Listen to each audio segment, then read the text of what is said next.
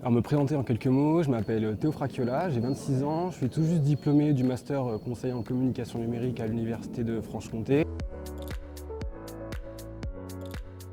J'ai aussi intégré le cursus master en ingénierie, ce qui nous offre l'opportunité de réaliser une mobilité à l'étranger sous différentes formes. Donc on peut partir en stage à l'étranger, réaliser une année de césure généralement entre la licence et le master, ainsi que réaliser un semestre à l'étranger. J'ai réalisé un semestre durant ma première année de master, donc au Mexique, dans une université, durant le second semestre de la première année. Alors, en ce qui concerne le choix de la destination, je voulais partir dans un pays hispanophone. Donc, en Europe, on a vite fait le tour. On a expliqué qu'il y avait des partenariats déjà existants entre l'université de Besançon et une université mexicaine. Et moi, c'est une région du monde que je ne connais pas du tout. J'avais hésité entre l'Argentine et le Mexique parce qu'il y a aussi des partenariats avec l'Argentine, mais je suis plus parti sur le Mexique.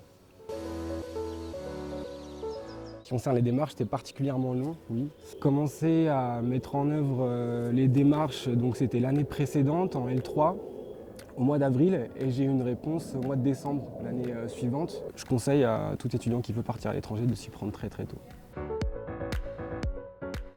Pour me renseigner concernant la mobilité internationale, il y a un organisme à l'université de Franche-Comté qui s'appelle l'ADRIF, qui est situé sur le site de l'Arsenal.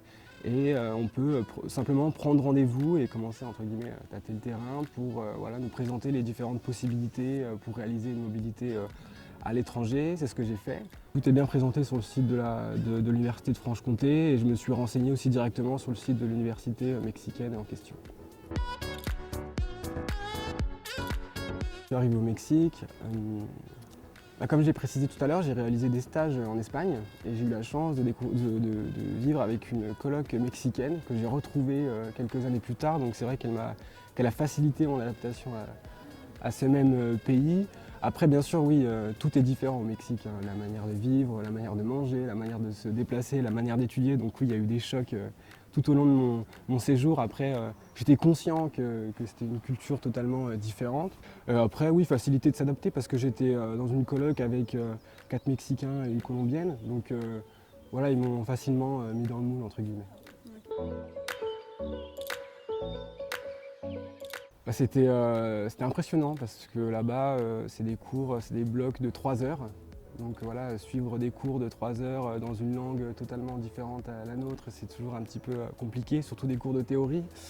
Donc voilà, j'avais souvent cours le matin de 8 h à 14 h. C'est surtout de rester concentré en fait pendant ces 3 heures. Mais c'était intéressant de voir des objets que j'ai étudiés à l'université de Franche-Comté, réétudiés là au Mexique de façon différente. Donc difficile au niveau de la forme, peut-être moins au niveau du fond, mais c'était très intéressant. D'un point de vue personnel, moi c'est ce qui m'a aussi donné envie de poursuivre dans le cursus universitaire, dans la recherche plus particulièrement. Mais je pensais aimer la nourriture épicée avant d'aller au Mexique. Et j'ai redécouvert la nourriture épicée. Voilà, j'ai mis du temps à m'adapter.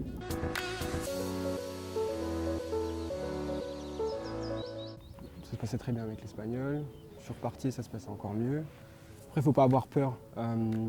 Si on prend l'exemple du Mexique, en tant que Français ou en tant qu'étranger là-bas, on pouvait suivre des cours qui nous permettaient de rehausser notre niveau en espagnol. Donc la question de la langue, c'est pas du tout une contrainte.